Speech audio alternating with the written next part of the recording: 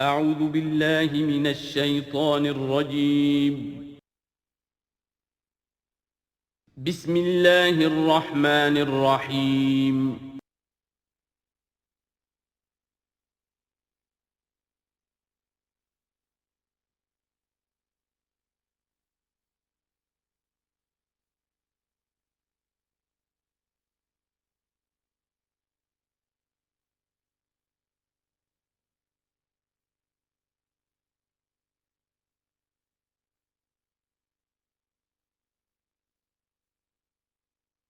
اعوذ باللہ من الشیطان الرجیم بسم اللہ الرحمن الرحیم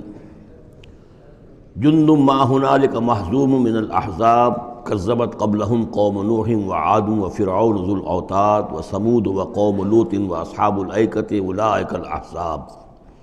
ان کل الا کذب الرسل فحق عقاب صدق اللہ العظیم۔ یہ بھی ایک لشکر ہے ان میں سے کہ جو اس سے پہلے ہلاک کیے جا چکے ہیں، ان کی قسمت میں بھی اب اسی طرح کی ہلاکت لکھی جا چکی ہے۔ اگلی آیتوں میں ذکر ہو رہا ہے جیسے قوم نوح، قوم ہود، اور اسی طریقے سے ذو الاوتاد، فرعون، ثمود اور قوم لوط، یہ سب ہلاک ہوئی ہیں۔ اسی طرح سے اب یہ قریش بھی جو ہے معلوم ہوتا ہے کہ اسی انجام سے دوچار ہونے کا فیصلہ کر چکے ہیں۔ کذبت قبلہم قوم نوح، جھٹلایا تھا ان سے پہلے قوم نوح نے اور عاد نے، وعاد وفرعون، اور فرعون ذو الاوتاد میخوں والا،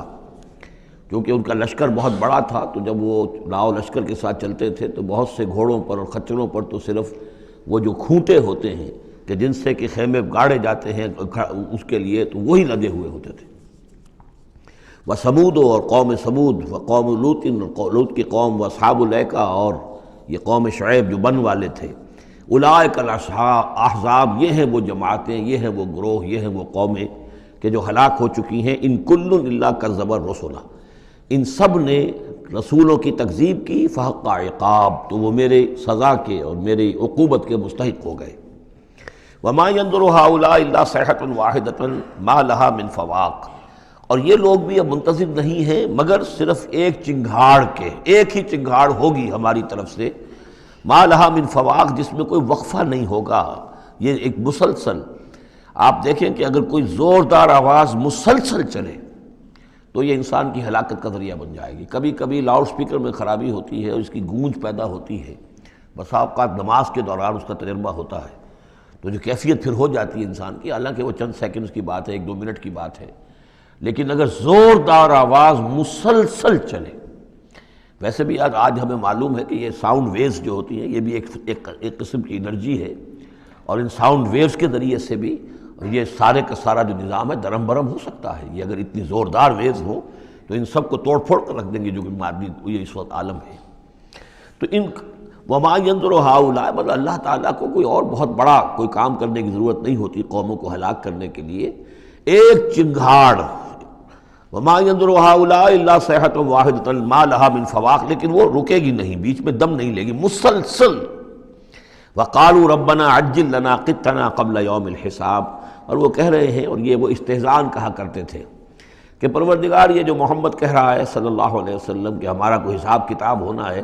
تو جو ہماری بیلنس شیٹ ہے وہ ہمیں ابھی دے دے، یوم الحساب سے پہلے ہمیں تو ابھی وہ ہمارا بتا دے کہ کیا ہماری بیلنس شیٹ ہے۔ قطنا، چٹھی ہماری، پچھلے زمانے میں جو چٹھے بنتے تھے، کاروبار کا سالانہ چٹھا بنتا ہے کہ یہ آمد، یہ خرچ اور یہ بچت۔ ربنا عجل لنا، جلدی دے دے ہمیں،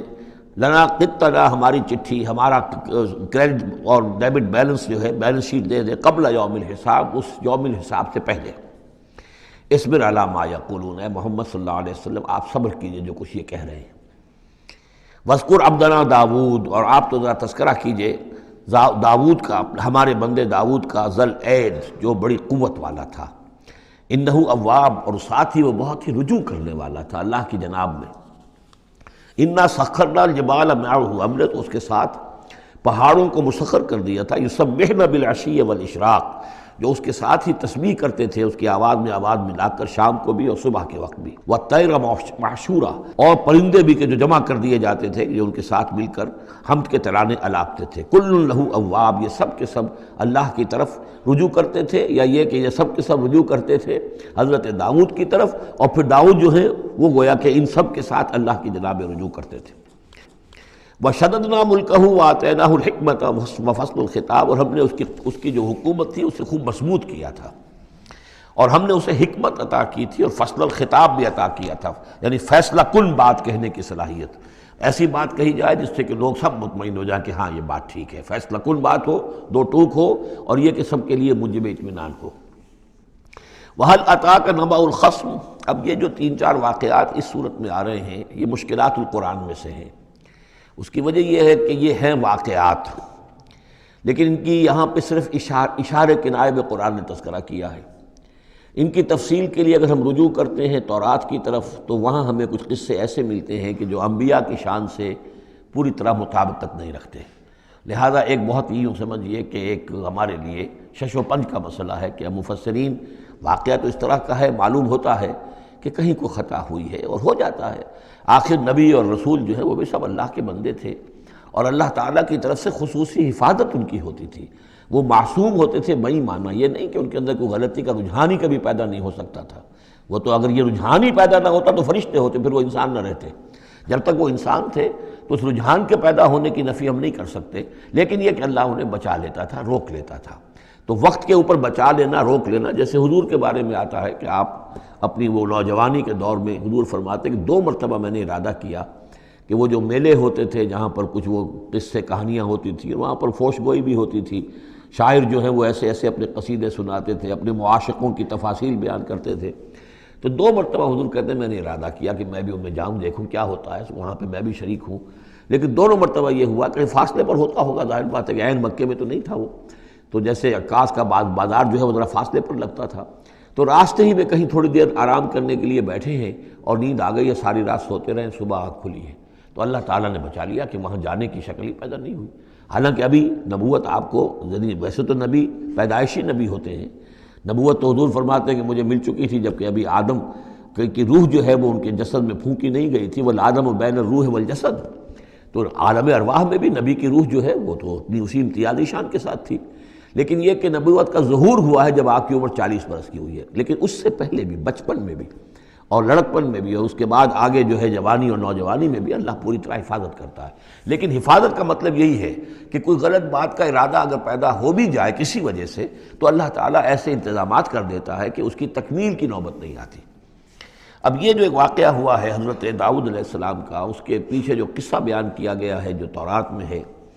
وہ تو یہ ہے کہ ان کی بہت سی بیویاں تھیں، یہ جو تعدد ازدواج 4 کی پابندی تو حضور کی شریعت میں آ کر ہوئی ہے، ورنہ اس سے پہلے تو آپ کو معلوم ہے بادشاہ لوگ جو ہوتے تھے ان کے حرم ہوتے تھے بڑے بڑے، تو حضرت داؤد علیہ السلام کا بھی بڑا حرم تھا، بیویاں تھیں بہت سی، لیکن اسی اثناء میں انہیں کسی اور عورت کے بارے میں ان کے دل میں خیال پیدا ہو گیا، رغبت ہوئی، اس سے وہ شادی کرنے کی خواہش پیدا ہوئی، اور وہ کسی شخص کے نکاح میں تھی۔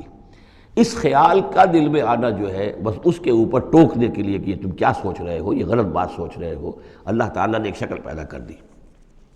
وَهَلْ أَتَاكَ نَبَأُ الْخَصْمِ، اور کیا تمہارے پاس آ چکی ہے 2 دعوے داروں کی خبر، یعنی کچھ لوگ آئے تھے جن کا ایک مقدمہ تھا، ان کی خبر، اِذْ تَصَوَّرُوا الْمِحْرَابَ، جبکہ انہوں نے دیوار پھلانگ کر محراب میں، حجرے میں جہاں حضرت داؤد علیہ السلام اللہ کی عبادت میں یاد میں مشغول تھے وہاں پہنچ گئے، پہرے داروں وغیرہ سے سب سے بچ کر فصیل کو یا دیوار جو تھی اس کو پھلانگ کر آ گئے۔ اس دخلوا علی داؤد،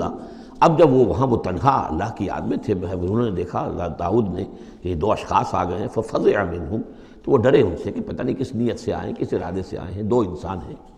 قالوا لا تخف، انہوں نے کہا کہ آپ ڈریں نہیں، خصمان بغا بعضنا علی بعض، ہم 2 ہیں ایک دوسرے کے مقابلے کے فریق، خصم کہتے ہیں جو ایک دوسرے کے بالمقابل ہوں، مخالف، ہم 2 مخالف ہیں، بغا بعضنا علی بعض، ہم میں سے کسی نے دوسرے پر زیادتی کی ہے، فاحکم بیننا بالحق، تو ہمارے مابین حق کے ساتھ فیصلہ کیجئے، ولا تشتت، اور دیکھیے اسے ٹالیے نہیں، آپ کہیں کہ کل آنا پرسوں آنا، یہ نہیں، یہ معاملہ ہمارا بڑا ایمرجنسی والا ہے، فوری طور پر ہم چاہتے ہیں کہ آپ ہمیں بتائیں۔ وَاهْدِنَا إِلَىٰ سَوَاءِ الصِّرَاطِ، اور سوائے الصِّراط، اور ہمیں پھر ہدایت دیجیے سیدھے راستے کی طرف کہ کیا کون سی شکل بہتر ہے، کون سا راستہ صحیح ہے۔ ان ھذا اخی، اب یہ جو مدعی تھا وہ کہہ رہا ہے یہ میرا بھائی ہے، لہو 99 نعجۃ، اس کے پاس 99 دمبیاں ہیں، یعنی اس کا جو ہے بہت بڑا جو ہے ریوڑ ہے اس کے پاس، ولی نعجۃ واحدہ، میری ایک ہی دمبی ہے۔ اصل میں اس تورات کے واقعے کو اگر ہم سمجھیں تو اس کا مطلب یہ ہے کہ ایک شخص کے پاس 99 بیویاں ہیں، میرے پاس صرف ایک بیوی ہے۔ فقال اکفلنیہا، اب وہ کہہ رہا ہے کہ یہ بھی مجھے دے دے۔ وعزنی فی الخطاب، اور اس نے مجھے دبا لیا ہے، یعنی دباؤ ڈال رہا ہے مجھ پر، پریشرائز کر رہا ہے۔ جو گفتگو کرتا ہے تو بڑے زوردار انداز میں کرتا ہے۔ قال لقد ظلمک بسؤالک، بسؤال ناجتک الی نعاجہ، حضرت داؤد نے فوراً کہا کہ یہ تو بڑی ظلم کی بات ہے، واقعتاً اس نے بہت ظلم کیا تمہارے اوپر کہ تمہاری دمبی جو ہے اب اس پر بھی اس کی نظر ہے، اور وہ اس کو چاہتا ہے تم سے لے لے اور اپنی دمبیوں میں اس کو بھی شامل کر لے، ریوڑ میں۔ وَإِنَّ كَثِيرًا مِنَ الْخُلَطَاءِ لَيَبْغِي بَعْضُهُمْ عَلَىٰ بَعْضٍ، اور یقیناً جن لوگوں کا معاملہ مشترک ہوتا ہے، قریبی رشتہ دار ہوتے ہیں، قرابت دار ہوتے ہیں، جس کو پنجابی میں شریکہ کہتے ہیں، یہ شریکے والوں میں ہوتا ہی ہے کہ ایک دوسرے پر کوئی زیادتی کر بیٹھتے ہیں۔ وَإِنَّ الْخُلَطَاءَ كَثِيرًا مِنَ الْخُلَطَاءِ لَيَبْغِي بَعْضُهُمْ عَلَىٰ بَعْضٍ، کوئی ایک دوسرے پر زیادتی کر بیٹھتے ہیں۔ إِلَّا الَّذِينَ آمَنُوا وَعَمِلُوا الصَّالِحَاتِ، سوائے ان کے کہ جو صاحب ایمان ہوں اور نیک عمل والے ہوں۔ وَقَلِيلٌ مَّا هُمْ، اور ایسے لوگ بہرحال کم ہوتے ہیں، زیادہ تعداد میں نہیں ہوتے۔ وَظَنَّ داؤد أَنَّمَا فَتَنَّاهُ، اس پر اچانک خیال آیا داؤد کو کہ یہ تو اصل میں سارا معاملہ جو ہے اللہ تعالیٰ نے مجھے آزمایا ہے، اللہ تعالیٰ نے در حقیقت مجھے متنبع کرنے کے لیے یہ ساری صورتحال جو ہے پیدا فرمائی ہے۔ انہیں اپنے اس خیال کے اوپر پھر جو تنبع ہوا، فاستغفر ربہ، تو انہوں نے استغفار کیا اپنے رب سے، وخر راکعا واناب، اور وہ گر پڑے سجدے کے اندر، رکوع کہہ دیجئے، سجدہ کہہ دیجئے، راکعا گر پڑا جھک کر، اور رجوع ہوا، اس نے اللہ تعالیٰ کی طرف اپنے آپ کو پوری طریقے سے متوجہ کر لیا۔ یہ آیت سجدہ ہے۔ یہ جو بھی اسرائیلی روایت اس سلسلے میں آئی ہے، اس کے ضمن میں حضرت عبداللہ ابن عباس رضی اللہ تعالیٰ عنہ کا ایک اثر بھی موجود ہے اسی نوعیت کا، یعنی ان کا قول بھی موجود ہے۔ اب یہ نہیں کہا جا سکتا کہ وہ مرفوع انہوں نے سنا ہو حضور سے، یا یہ کہ وہ صرف جو ہے روایت انہوں نے یہود سے سنی ہو اور اسی کو بیان کر دیا ہو، واللہ عالم۔ لیکن میں یہ سمجھتا ہوں کہ یہ چیز جیسے کہ ہم پڑھ چکے ہیں اس سے پہلے سورہ احزاب میں، حضور سے کہا گیا کہ اب آپ مزید شادی نہیں کریں گے، وَلَوْ أَعْجَبَكَ حُسْنُهُنَّ، وہاں پر بھی کوئی پردہ تو نہیں ڈالا گیا۔ ہو سکتا ہے کہ کوئی خاتون جو ہے آپ کی طبیعت میں آمادگی پیدا ہو جائے کہ آپ اس سے نکاح کریں، لیکن اب آپ خواہ وہ آپ کو پسند بھی آ جائیں، لیکن آپ اب نکاح نہیں کریں گے۔ تو یہ جو انسانی تقاضے ہیں، ظاہر بات ہے کہ انبیاء کا معاملہ جو ہے، جیسے کہ میں نے عرض کیا، بشریت تو ان کے ساتھ ہوتی ہے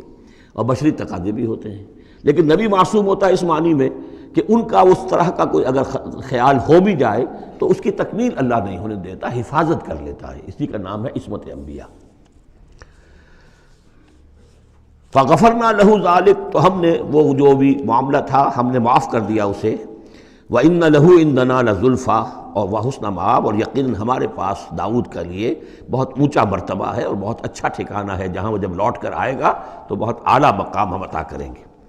یا داؤد انا جعلناک خلیفۃ فی الارض، ہم نے کہا کہ اے داؤد ہم نے تمہیں زمین میں خلیفہ بنایا ہے، تمہیں حاکم بنایا ہے۔ فاحکم بین الناس بالحق، تو لوگوں میں جو فیصلے کرو معاملات کے حق کے ساتھ کرو۔ ولا تتبع الہویٰ، اور دیکھو اپنی خواہش کی پیروی نہ کرو۔ فیضلک عن سبیل اللہ، اگر اپنی خواہش کی پیروی کرو گے پھر تو وہ تمہیں لازماً گمراہ کر دے گی، بھٹکا دے گی اللہ کے راستے سے۔ ان الذین یضلون عن سبیل اللہ لہم عذاب شدید، یقیناً وہ لوگ جو بہک جاتے ہیں یا بھٹک جاتے ہیں اللہ کے راستے سے، ان کے لیے تو بڑا سخت عذاب ہے۔ بما نسوا یوم الحساب، یہ بھٹکنا ہوتا اسی لیے ہے کہ انہیں آخرت یاد نہیں رہتی، بسبب اس کے کہ وہ بھول جاتے ہیں حساب کے دن کو۔ وہ یوم آخر اگر یاد رہے، آخرت کی زندگی کا یقین رہے، تو پھر انسان جو ہے سیدھا رہتا ہے۔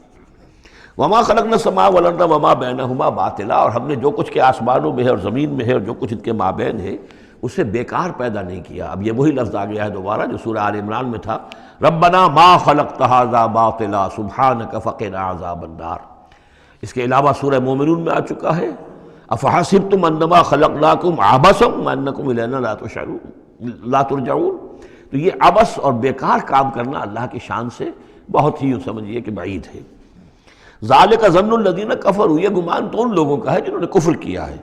فویل للذین کفروا من النار، تو ہلاکت اور بربادی اور تباہی ہے ان کافروں کے لیے آگ کی۔ ام نجعل الذین آمنوا وعملوا الصالحات کالمفسدین فی الارض، ذرا یہ سوچیں کیا ہم ان لوگوں کو جو ایمان لائے اور جنہوں نے نیک عمل کیے بنا دیں گے ویسا جیسا کہ وہ لوگ ہیں کہ جنہوں نے زمین میں فساد مچایا؟ یعنی یہ سوچو کہ دنیا میں کچھ لوگ ہیں نیکوکار ہیں، بھلائی کے کام کر رہے ہیں، کچھ ہیں بدماش ہیں، شریر ہیں، بد امنی پیدا کرتے ہیں، لوٹ مار کرتے ہیں، لوگوں پر ظلم کرتے ہیں، تو اگر آخرت نہ ہو تو پھر تو بڑا ظلم ہو گیا۔ یہ نیکوکار تو گھاٹے میں رہ گئے، بدماش عیش میں رہے، جن کے لیے کوئی اسکروپلز نہیں ہے، کوئی اصول نہیں ہے، ان کے لیے نہ دیانت ہے، نہ امانت ہے، کچھ نہیں ہے، جہاں داؤ لگ جائے، جہاں ہاتھ پڑ جائے وہ حاصل کرنے کے لیے تیار ہے، اپنی تمام خواہشات کی جو ہے وہ تکمیل کرنے کے لیے ہر دم جو ہے وہ تیار ہیں، دیکھتے نہیں جائز ہے کہ ناجائز ہے، تو وہ تو پھر نفع میں رہے۔ اگر کوئی آخرت نہیں ہے تو پھر نفع میں وہ رہے، گھاٹے میں یہ رہے جو بیچارے بچ بچ کر چلتے ہیں، کسی کا دل نہ میں دکھا دوں، کسی کا حق نہ مار لوں، کسی پر زیادتی نہ کر بیٹھوں، میں حلال کھاؤں، جائز کھاؤں، محنت سے اور سچ بولوں، جھوٹ نہ بولوں، وہ تو پھر گھاٹے میں رہیں گے۔ آخرت ہونا لازمی ہے، اس کا تو مطلب یہ کہ پھر دنیا بیکار پیدا ہوئی۔ اگر آخرت نہیں ہے تو پھر انسانی زندگی کا، خصوصاً انسان میں جو اخلاقی حس ہم نے پیدا کی ہے، یہی تو ہے جو حیوان میں اور انسان کے درمیان بہت بڑا فرق ہے۔ ان کی جبلت ہے صرف، باقی کوئی اخلاقی حس ان کے اندر نہیں، لیکن انسان کے اندر تو اخلاقی حص ہے، جبلت بھی ہے اور اخلاقی حص بھی ہے۔ تو اس اخلاقی حص کا نتیجہ کیا نکلا؟ الٹا نکل رہا ہے، تو نتیجتاً دلغوش ہونا چاہیے۔ ام نجعل الذین آمنوا وعملوا الصالحات کالمفسدین فی الارض ام نجعل المتقین کالفجار، کیا ہم اپنے متقی بندوں کو برابر کر دیں گے ان فاجروں اور فاسقوں کی؟ کتاب انزلناہ الیک مبارک، یہ کتاب ہے قرآن جو اے نبی ہم نے آپ پر نازل کی ہے، مبارکن بہت بابرکت ہے۔ یہ برکت کے لفظ کو یہاں سمجھ لیجئے، برکہ عربی زبان میں کہتے ہیں کسی شے میں سے اس کے خیر کو نکالنے والی شے، وہ برکت ہے۔ کوئی شے پوٹینشلی آپ میں ہے لیکن یہ کہ وہ ڈورمنٹ پڑی ہوئی ہے، سوئی ہوئی ہے، اور اس کو آپ ایکسپلائٹ نہیں کر رہے، استعمال نہیں کر رہے، آپ کو اس کا شعور بھی نہیں ہے، احساس بھی نہیں ہے۔ کوئی شے جو آپ کو اس کا احساس دلا دے، پھر آپ اپنی اس صلاحیت کو استعمال کریں، ایکسپلائٹ کریں، اسے بروئے کار لائیں، وہ شے برکت والی ہوئی۔ تو یہ لفظ آتا ہے قرآن مجید میں، یا تو بام مبارکہ، باران رحمت، بارش برستی ہے، زمین میں وہ پوٹینشل رویدگی موجود ہے، ڈورمنٹ ہے، بیج پڑے ہوئے ہیں، پانی آتا ہے، جذب ہوتا ہے، آسموسس شروع ہوتا ہے، پانی داخل ہوتا ہے بیج کے اندر، وہاں کو حرکت شروع ہوتی ہے، اب وہاں سے وہ جو رویدگی نکل رہی ہے اور وہ بیج جو ہے اس سے اب 2 پتیاں نکلی ہیں، تو مام مبارکہ۔ اسی طرح یہ کتاب مبارک ہے اس معنی میں کہ انسان کے اندر اللہ نے جو خیر ودیت کیا ہوا ہے، موجود ہے، اس کی روح میں ہے نور تجلی بھی اسی خاک میں پنہاں، غافل تو نرا صاحب ادراک نہیں ہے، وہ ہے تمہارے اندر، لیکن یہ کہ وہ ڈورمنٹ ہے، اس کو نکال کر برآمد کرنا، اس کو سامنے لانا، اس نیکی کو بروئے کار لانا، اس روح کی اور روحانیت جو ہے اس کی نشو و نما، اس کا پروان چڑھنا، یہ اس کتاب کا نتیجہ ہے۔ تو یہ کتاب مبارک ہے،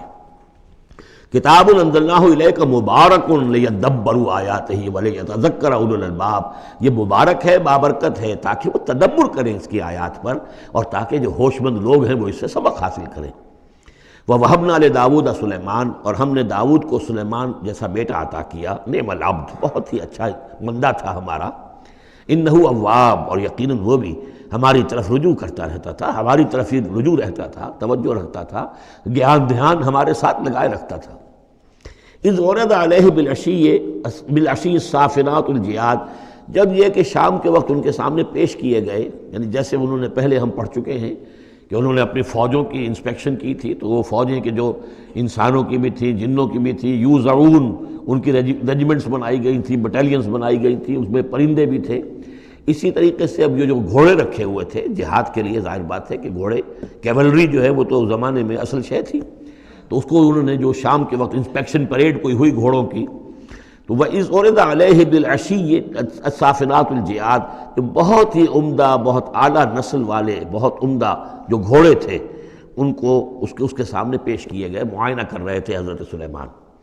فَقَالَ إِنِّي أَحْبَبْتُ حُبَّ الْخَيْرِ عَنْ ذِكْرِ رَبِّي، ہوا یہ کہ اس میں کچھ دیر ہو گئی، شام کا وقت تھا اور سورج جو ہے وہ غروب ہو گیا، عصر کی نماز ان کی قضا ہو گئی،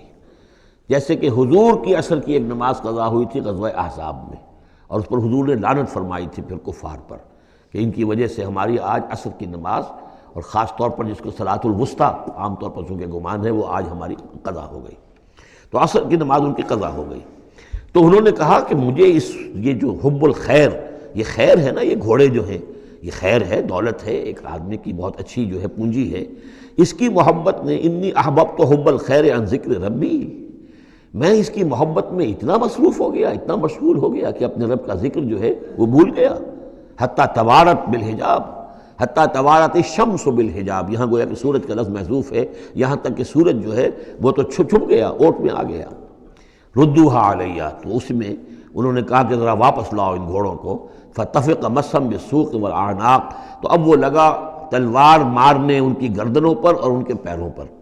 اس کو سمجھنا چاہیے کہ غلبہ حال میں یہ کیفیت ہوئی۔ اس کی بھی تعویل کرنے کی بہت کوشش کی گئی کہ نہیں وہ تو پوچھنے کے لیے ان کی گردن گویا کہ اور ان کو چوم چاٹ رہے ہیں، تو انہوں نے جو ہاتھ چلائے تھے ان کی گردن اور جو ان کے پاؤں، جیسے کہ آدمی جب یعنی بہت ہی گھوڑا بہت اعلیٰ نسل کا ہو تو آپ ہاتھ پھیرتے ہیں اس کے اوپر، تو اس سے ایک اپنائیت کا احساس اس کے اندر بھی پیدا ہوتا ہے۔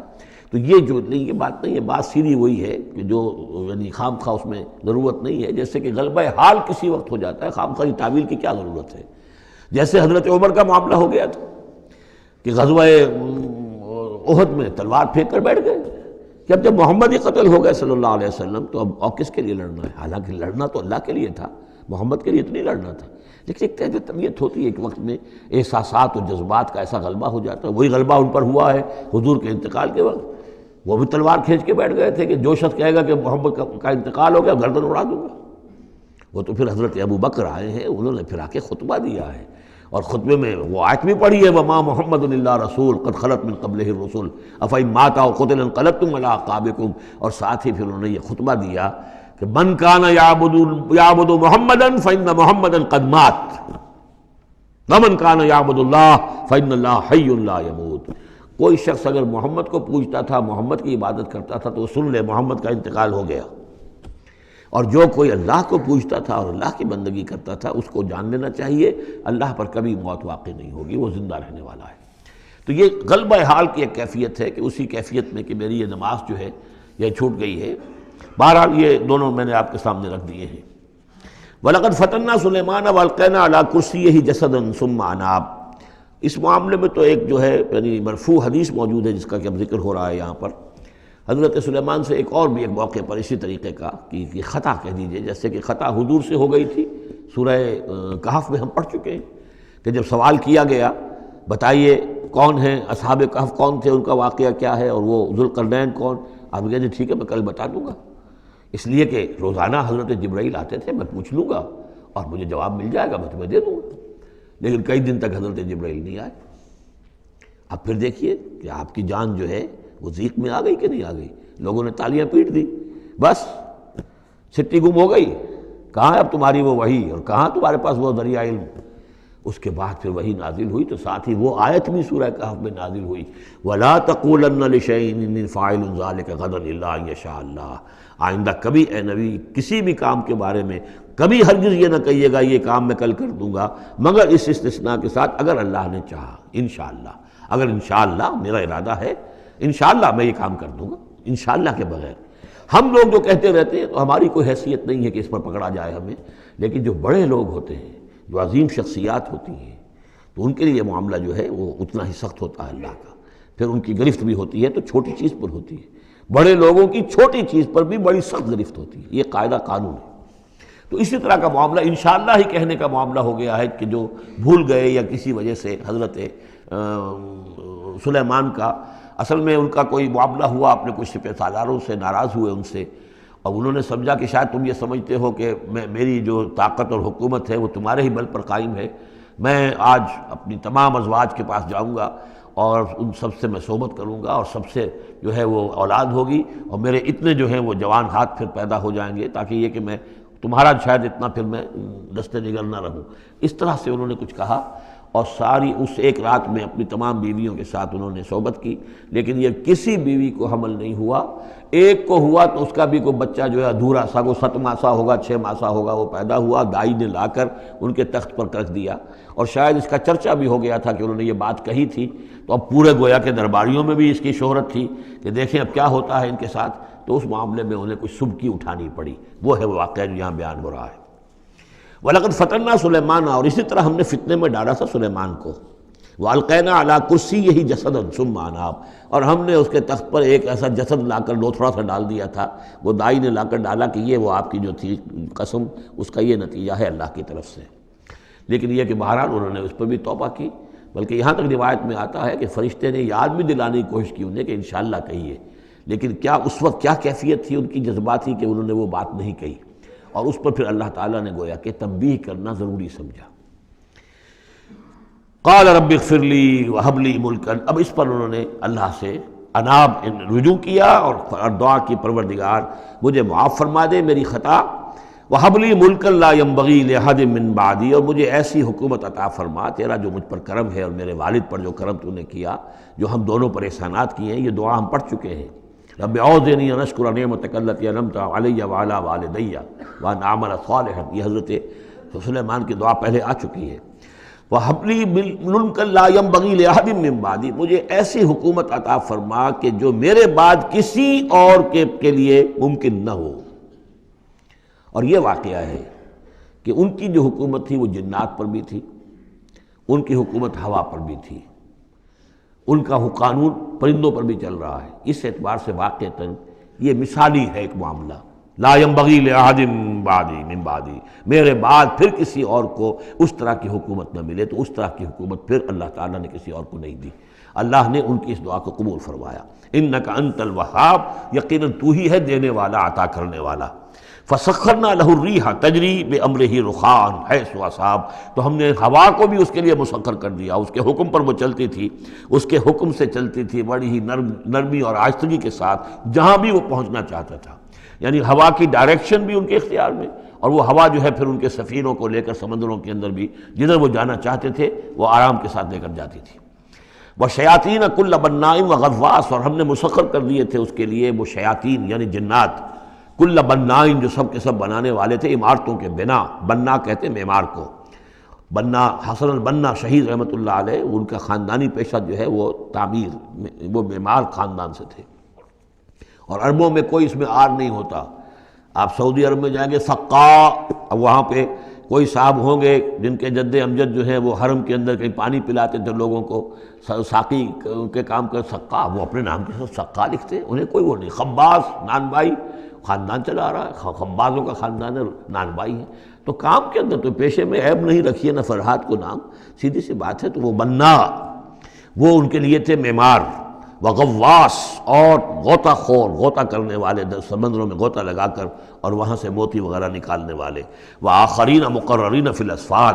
جو لوگ تو رہتے تھے، اور کچھ اور قوم ہوتی تھی کہ جو جکڑی ہوئی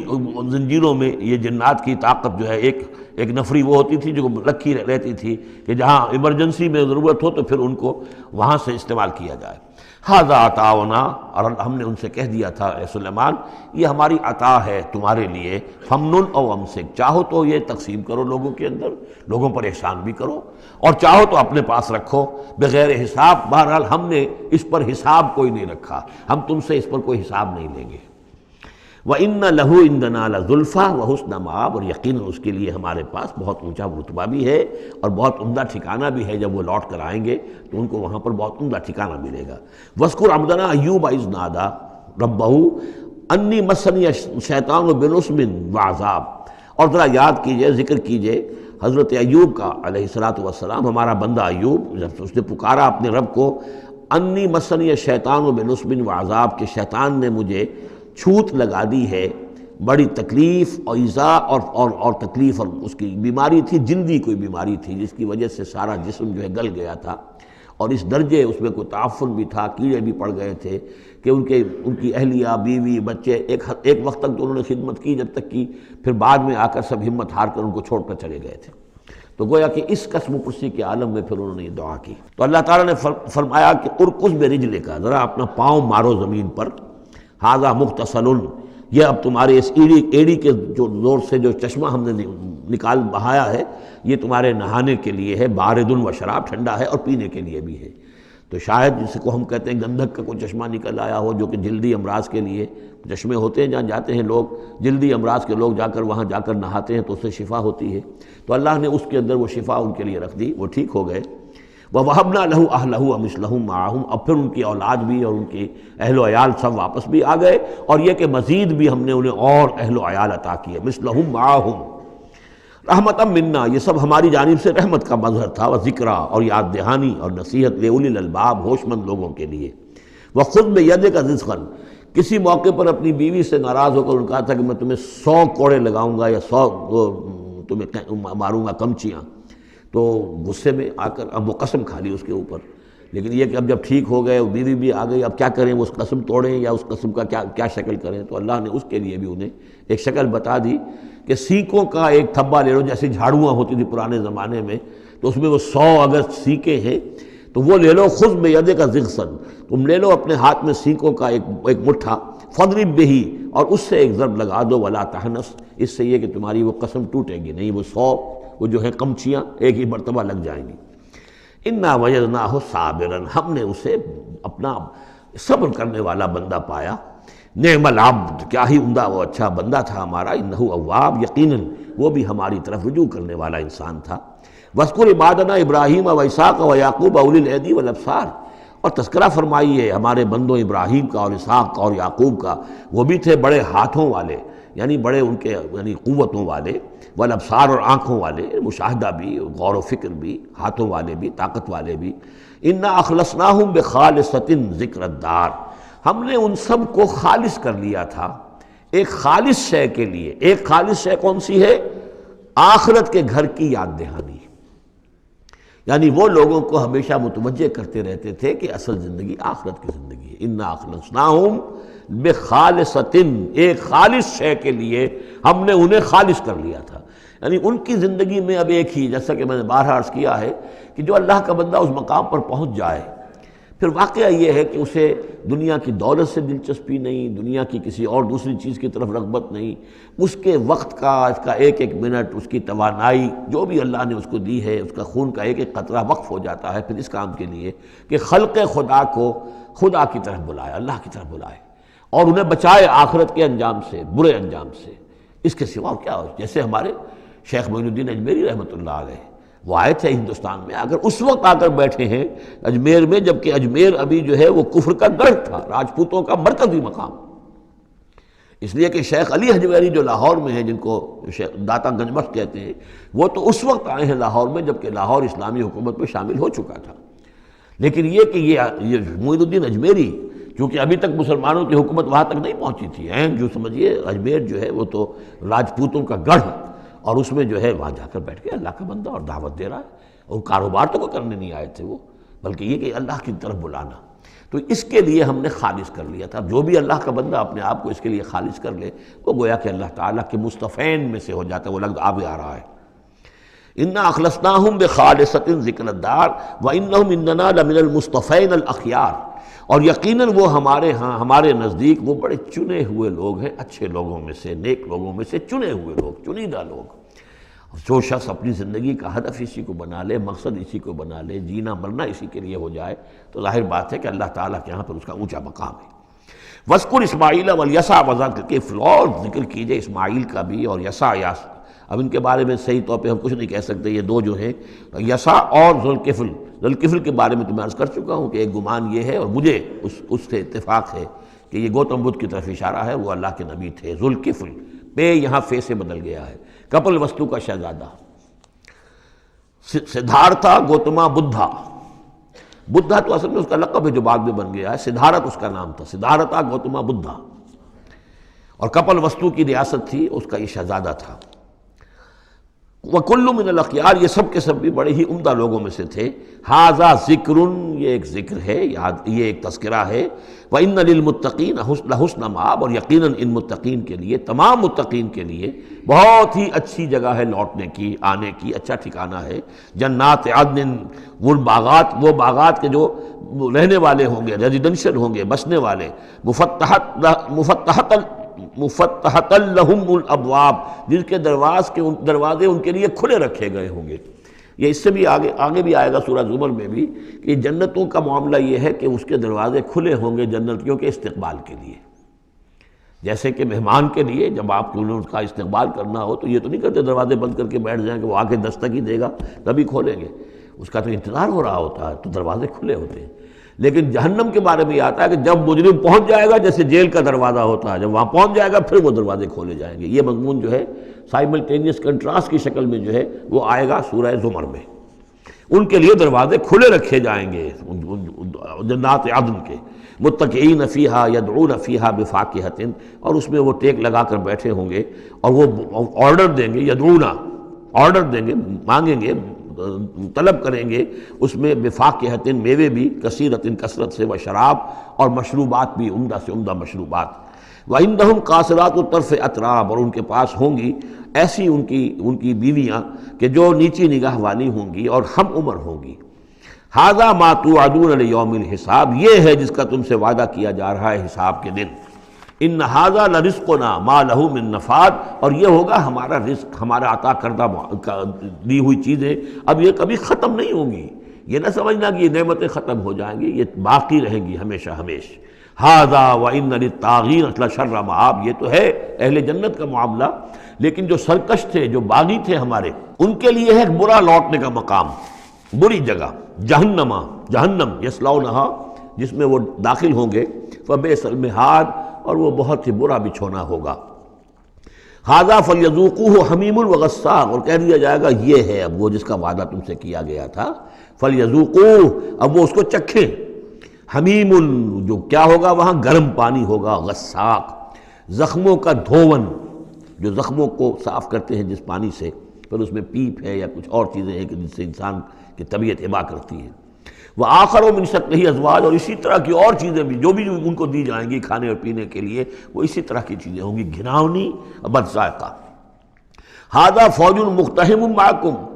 اب وہ جو جہنم میں جو لوگ پڑے ہوئے پہلے سے، جب ایک قوم آئی پھر دوسری آئی، جو نئی قوم آئے گی تو پہلے والے جو ہے وہ کہیں گے اب تو پہلے یہاں مصیبت میں ہے، جگہ بھی یہاں نہیں ہے، تنگی ہے، حبس بھی ہے، یہ بھی ہے، اب یہ ایک اور چلی آ رہی ہے فوج۔ ھذا فوج مقتحم معکم، ایک اور فوج آ رہی ہے کہ جو تمہارے اوپر دھسی چلی آ رہی ہے۔ لا مرحبا بہم، ان کے لیے کوئی کشادگی نہ ہو، کوئی مرحبا نہیں ان کے لیے۔ مرحبا یہ ان کے کہنے کا ایک وہ تھا، گریٹنگ کا، مرحبا مرحبا، یعنی آئیے آئیے، آپ کے لیے کشادگی ہے، ہر جگہ آپ کے لیے یہاں سہولت ہے۔ وہ کہیں گے لا مرحبا بہم، اب یہ نئے آنے والوں کے لیے یہ جو نئی انسٹالمنٹ آ رہی ہے جہنمیوں کی، یہاں کوئی ان کے لیے جگہ نہیں۔ انہم صالوا النار، یہ ہے گھسے آنے والے آگ میں۔ قالوا بل انتم، وہ آنے والے کہیں گے نہیں تم، لا مرحبا بکم، تمہارے لیے نہ ہو کوئی کشادگی، تمہارے لیے کوئی مرحبا نہ ہو۔ انتم قدمتموہ لنا فبئس القرار، یہ تو تم لوگ ہو جنہوں نے یہ سارا سامان ہمارے لیے فراہم کیا ہے، تم ہم سے پہلی نسل ہو، تم نے وہ سارے جو ہے غلط طور طریقے ایجاد کیے تھے، تم نے وہ عقائد جو ہے وہ ہمیں سکھائے تھے، ہم تو تمہارے کرتوتوں کی وجہ سے، تمہاری پیروی کرنے کی وجہ سے یہاں تمہارے اس جہنم میں آئے ہیں۔ بل انتم قدمتموہ لنا فبئس القرار، تو یہ بہت ہی بری جگہ ہے رہنے کی، ٹھہرنے کی۔ قالوا ربنا من قدم لنا هذا فزده عذابا ضعفا في النار، اور وہ کہیں گے پروردگار جن لوگوں نے ہمارے لیے یہ چیزیں کی اور ہمیں ان راستوں پر ڈالا، اور ان کو تو اور عذاب دے، اضافہ کر ان کے عذاب میں، ضعفا، دگنا عذاب آگ کا۔ وقالوا ما لنا لا نرى رجالا كنا نعدهم من الاشرار، وہ کہیں گے یہ کیا بات ہے، ہم یہاں آپ لوگوں کے ساتھ کچھ لوگ تھے جنہیں ہم سمجھتے تھے بڑے گھٹیا لوگ، ان کی کوئی حیثیت نہیں تھی، کمی کاری لوگ تھے، وہ محمد پر ایمان لے آئے تھے صلی اللہ علیہ وسلم، وہ ہم تو ان کو استہزائی کرتے رہے، وہ یہاں نظر نہیں آ رہے آپ کے پاس، ظاہر بات ہے وہ تو جنت میں گئے، وہ یہاں تھوڑا ہی ہوں گے۔ تو وما لنا لا نرى رجالا، اور کیا ہوا ہے کہ ہم نہیں دیکھ رہے ان لوگوں کو، وہ یہاں نظر نہیں آ رہے کہ جن کو ہم کنا نعدهم من الاشرار، جنہیں ہم برے لوگ سمجھتے تھے۔ اتخذناہم سخریا، کیا ہم نے ان کو صرف ایسے ہی جو ہے ایک یعنی ہنسی ٹھٹا بنا لیا تھا، ام زاغت عنہم الابصار، یا ہماری نگاہیں جو ہیں ان سے کج ہو گئی ہیں، دیکھ نہیں پا رہی ہیں، ہم انہیں دیکھ نہیں پا رہے، ہماری نگاہیں جو ہیں ان سے چوک رہی ہیں۔ ان ذالک لحق تخاصم اہل النار، تمہیں یقین رکھنا چاہیے کہ یہ سب کچھ جو ہم بیان کر رہے ہیں حق ہے، یہی جھگڑا اور یہی جو ہے ان جہنمیوں کے مابین یہی تکرار ہوگی۔ قل انما انا منذر، کہہ دیجئے نبی کہ میں تو بس ایک منذر ہوں، خبردار کرنے والا۔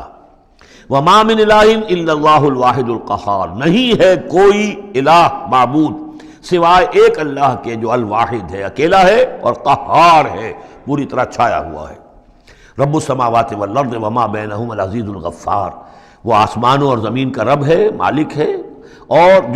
جو کچھ ان کے مابین ہے اس کا بھی العزیز ہے، زبردست، اور الغفار ہے، بخشنے والا۔ قل هو نبأ عظیم، اے نبی کہہ دیجئے یہ ایک بہت بڑی خبر ہے جو محمد لے کر آئے ہیں صلی اللہ علیہ وسلم۔ یہ وہی لفظ ہے کہ اس سے آخری پارہ شروع ہوتا ہے، اما یتساءلون عن النبأ العظیم الذی هم فیہ مختلفون کلا سیعلمون ثم کلا سیعلمون۔ ھذا نبأ قل ھو نبأ عظیم انتم عنہ معرضون، اور تم اس سے اعراض کر رہے ہو، بہت بڑی خبر ہے تمہارے لیے یہ بہت ہی فیصلہ کن بات ہے، لیکن یہ کہ تم اعراض کر رہے ہو۔ ما کان لی من علم بالملأ الاعلی اذ یختصمون، اور مجھے کچھ معلوم نہیں ہے کہ ملأ اعلیٰ میں کیا اختلافات ہو رہے ہیں۔ یہ لفظ نوٹ کر لیجئے، اس کا ذکر سورہ زمر میں بھی آئے گا کہ فرشتوں کی آراء بھی مختلف ہوتی ہیں، اور وہ بھی کسی کی رائے ہوگی کہ اب عذاب بھیج دیا جانا چاہیے، کوئی سوچتا ہوگا کہ نہیں ابھی اور تاخیر ہونی چاہیے، تو اس طرح سے آپس میں کچھ گفتگو کرتے ہیں۔ ہوتا وہ جو آخری فیصلہ اللہ کرتا ہے، لیکن ظاہر بات ہے کہ وہ بھی عاقل ہستیاں ہیں، تو ان کا بھی ان کے ہاں جو ہے وہ کوئی آراء ہوتی ہے، تو آراء کے اندر کبھی کبھی اختلاف بھی ہو جاتا ہے۔ ما کان لی من علم بالملأ الاعلی، میرے پاس کوئی علم نہیں ہے ملأ اعلیٰ میں فرشتے جو ہیں وہ کس کس چیز میں اختلاف کر رہے ہیں۔ اذ یوحیٰ الی ان یوحیٰ الی الا انما انا نذیر مبین، مجھے تو بس یہ میری طرف وحی کیا گیا ہے کہ میں ہوں صرف واضح طور پر خبردار کر دینے والا۔ اذ قال ربک للملائکۃ انی خالق بشرا من طین، اب مصحف میں یہ آخری اور 7ویں مرتبہ یہ قصہ ابلیس و آدم آ رہا ہے،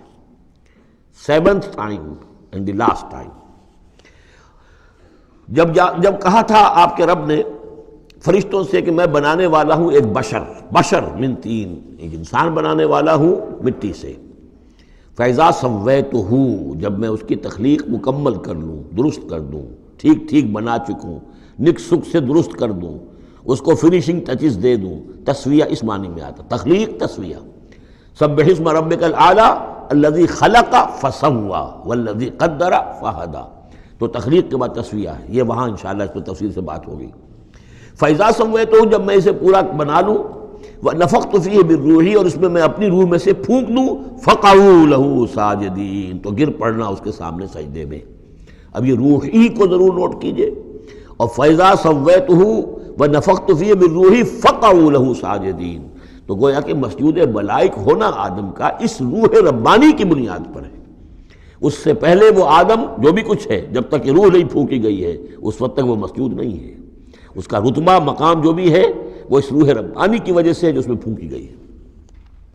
فسجد الملائکۃ کلھم اجمعون، یہ آیت جو کہ تو پہلے بھی آ چکی ہے، کس قدر زور ہے، سجدہ کیا تمام فرشتوں نے، سب کے سب نے جمع ہو کر، اکٹھے ہو کر، الا ابلیس، نہیں کیا ابلیس نے۔ استکبر وکان من الکافرین، اس نے استکبار کیا، گھمنڈ کیا، اور وہ کافروں میں سے ہو گیا یا کافروں میں سے تھا،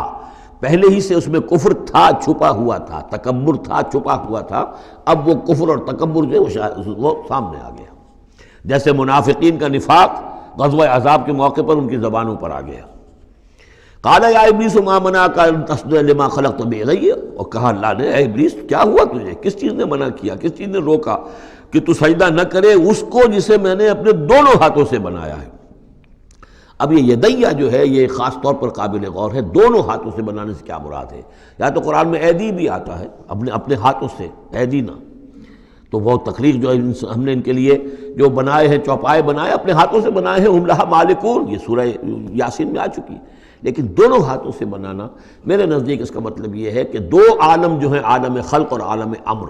ان دونوں کو اللہ نے جمع کیا ہے آدم میں اور انسان میں۔ ایک ہی ہستی ہے اللہ، الا لہ الخلق والامر، خلق اور امر دونوں اسی کے ہیں، یہ دونوں عالم اسی کے تسلط میں ہے، اسی کی حکومت قائم ہے، امر پر بھی، عالم امر اور عالم خلق پر بھی۔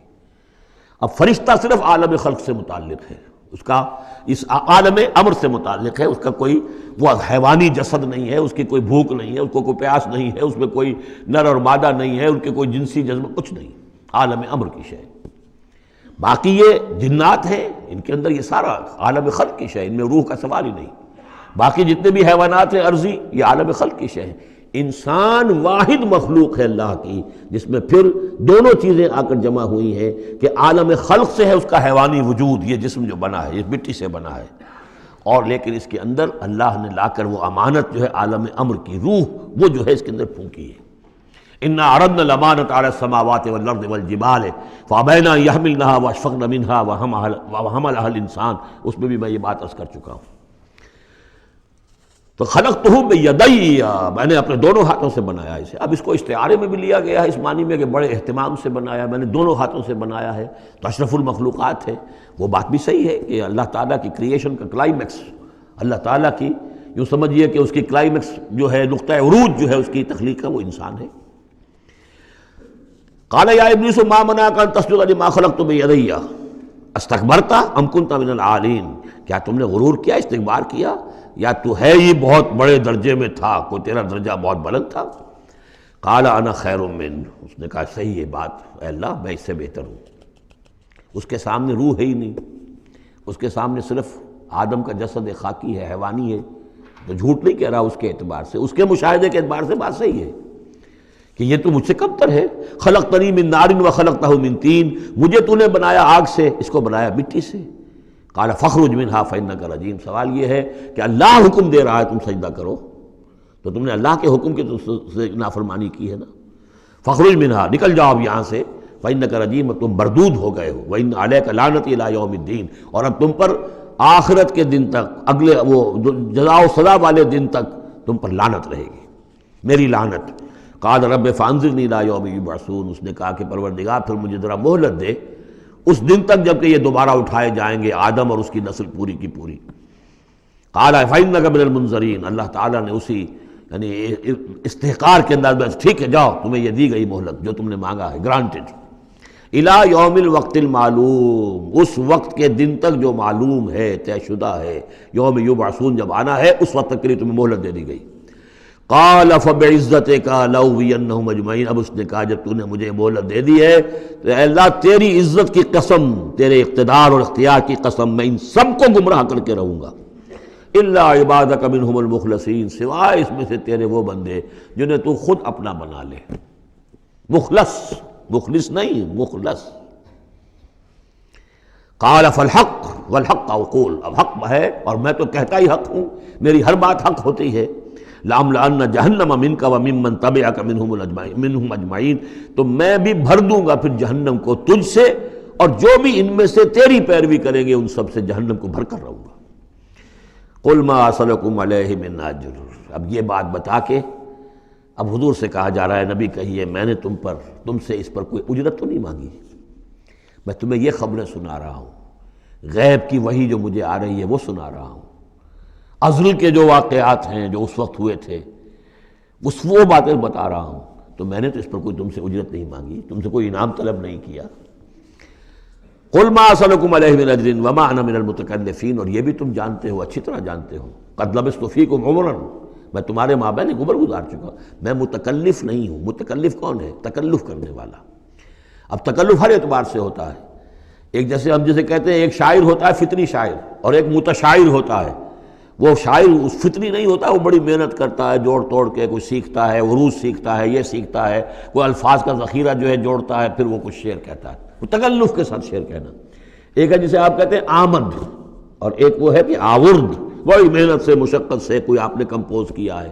تو میری زندگی میں تم نے تکلف کا کوئی شائبہ دیکھا ہی نہیں آج تک، سادہ زندگی۔ خاص طور پر یہ کہ کبھی میں نے شعر کہنے کی کوشش کی ہو، کبھی میں نے کوئی خود خطیب بننے کی کوشش کی ہو، اس کی کوئی مشق کی ہو۔ ما انا من المتکلفین، میں کوئی بنانے والا اور تکلف کرنے والا اور تصنع کرنے والا نہیں ہوں۔ ان ہوا الا ذکر للعالمین، نہیں ہے یہ مگر یاد دہانی اور نصیحت تمام جہان والوں کے لیے۔ وَلَا تَعْلَمُنَّ نَبَأَهُ بَعْدَ حِینٍ، اور اس کی جو خبر ہے، جو اس کا نتیجہ نکلنے والا ہے، جیسے سورۃ الطارق میں فرمایا انہ لقول فصل وما هو بالهزل، یہ فیصلہ کل بات بن کر آیا ہے قرآن۔ اب جو فیصلہ، جیسے کہ ہم سورہ بنی اسرائیل میں پڑھ چکے ہیں،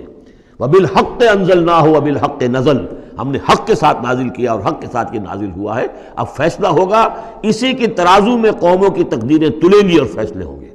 جیسے کہ حدیث ہے حضرت عمر بن الخطاب سے رضی اللہ تعالی عنہ کہ حضور نے فرمایا ان اللہ یرفع بہذا الکتاب اقواما ویضع بہ آخرین، اللہ تعالیٰ اسی کتاب کی بدولت قوموں کو عروج پر پہنچائے گا اور اسی کو ترک کرنے کی وجہ سے قعر مذلت میں گرا دے گا۔ تو فرمایا ولا تعلمن نبأہ بعد حین، کچھ دیر کے بعد اس کی اصل خبر ان کو پہنچ جائے گی کہ اس کا نتیجہ کیا نکلتا ہے۔ یہاں وہ 5 صورتیں ختم ہو گئی ہیں اس دوسرے، بلکہ جیسا کہ میں نے عرض کیا تھا کہ یہ جو گروپ ہے چوتھا،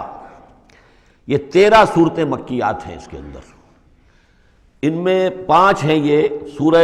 یاسین بالکل وسط میں، ان 5 میں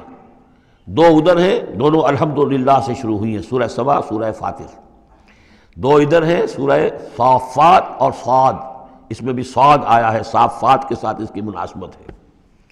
اس کے بعد 8 صورتیں وہ آ رہی ہیں کہ جن کو ہم سمجھیں گے اس جو اس وقت کا ترتیب ہے مصحف کی، کہ کورسپونڈنگ ترتیب جو ہے وہ ہے سورہ الفرقان سے لے کر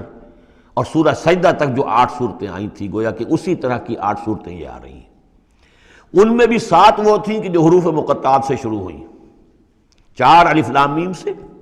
2 طاسین میم سے، 1 طاسین سے، البتہ ایک وہ تھی جو بغیر حروف مقطعات کے شروع ہوئی ہے، سورۃ الفرقان۔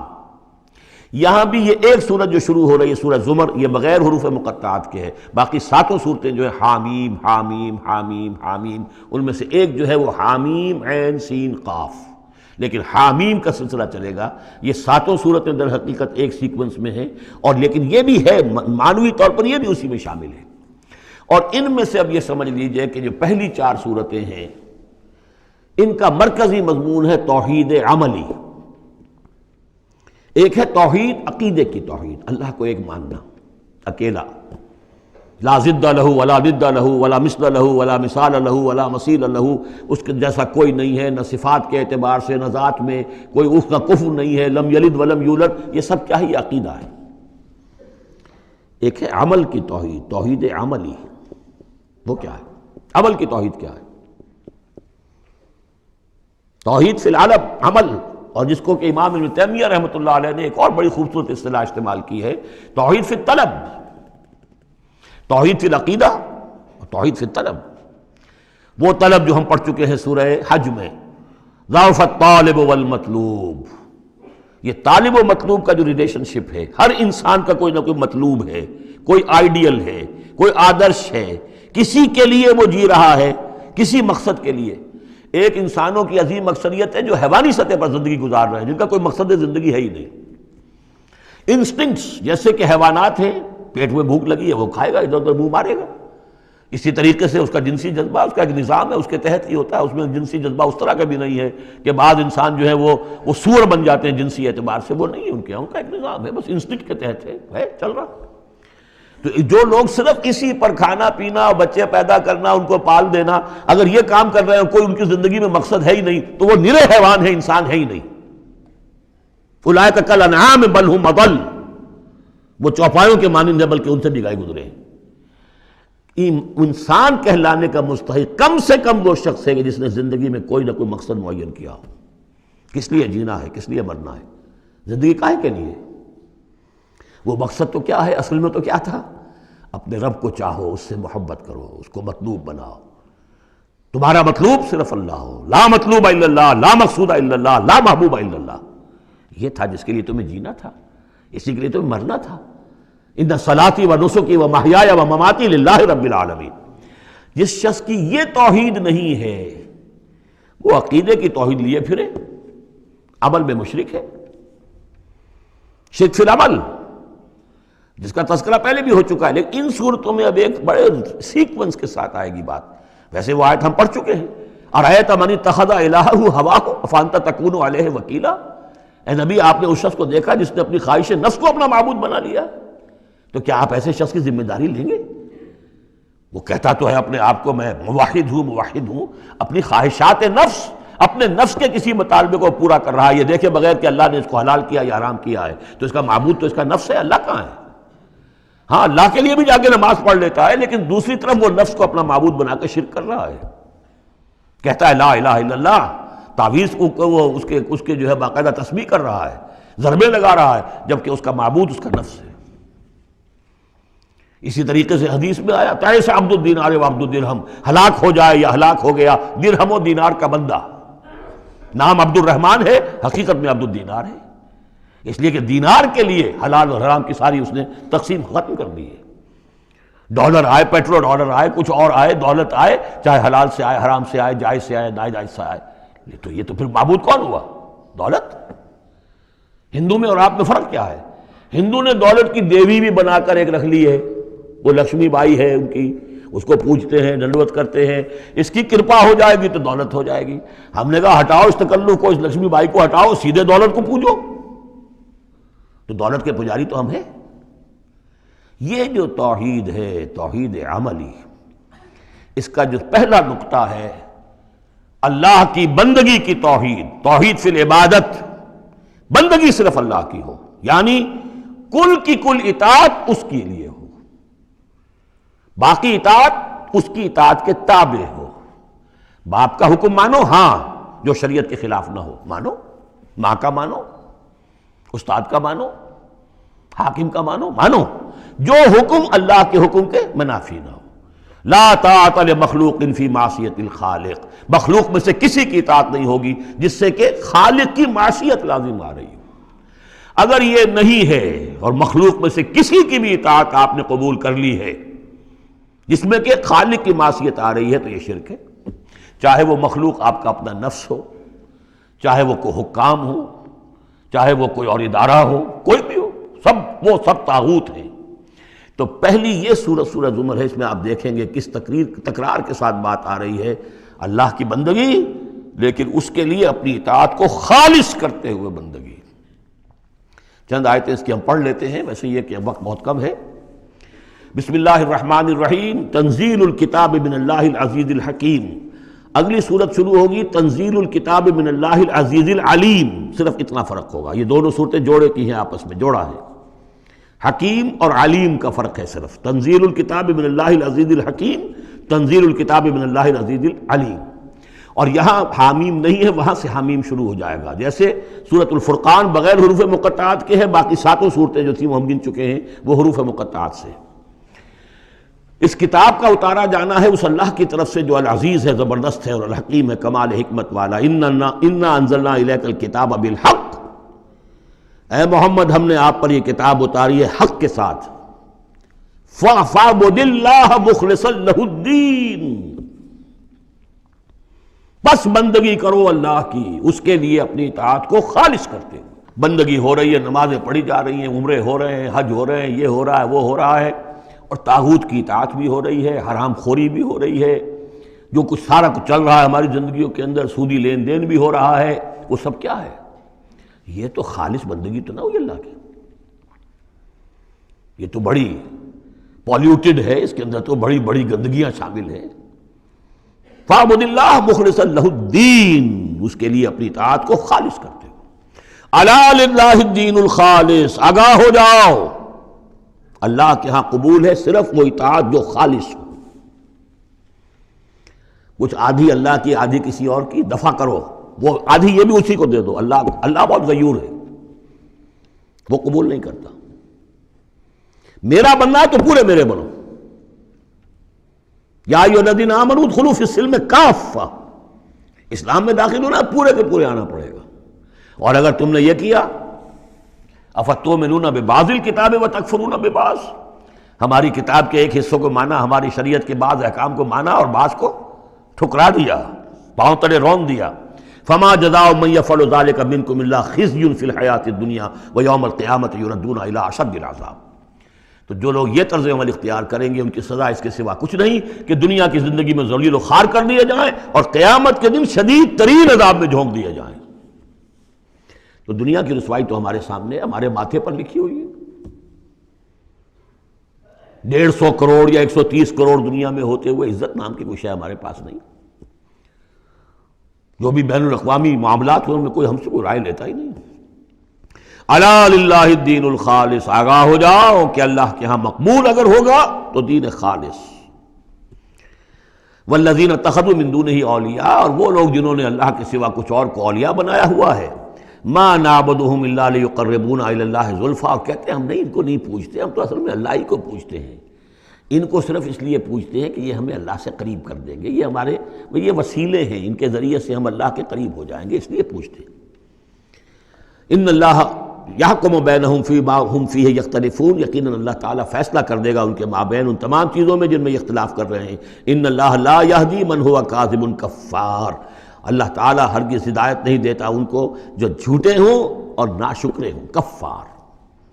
لو اراد اللہ ان یتخذ ولدا لاصطفیٰ مما یخلق ما یشاء سبحانہ، اگر اللہ کا واقعی ارادہ ہوتا کہ وہ کسی کو اولاد بنائے تو ٹھیک ہے، اپنے جو مخلوق ہے ان میں سے جس کو چاہتا چن لیتا،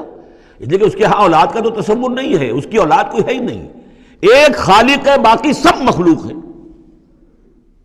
تو فرشتے بھی مخلوق ہیں، تو اللہ کو ضرورت کیا پڑی ہے کسی کو اپنا بیٹا بنانے کی یا بیٹی بنانے کی؟ سبحانہ، وہ پاک ہے، هو اللہ الواحد القہار، وہ تو اللہ ہے، اکیلا ہے، قہار ہے، اور خود چھایا ہوا ہے کل کائنات کے اوپر، کل تخلیق، کل مخلوقات کے اوپر اس کی حکومت قائم ہے۔ بارک اللہ لی ولکم فی القرآن العظیم ونفعنی وإیاکم بالآیات والذکر الحکیم۔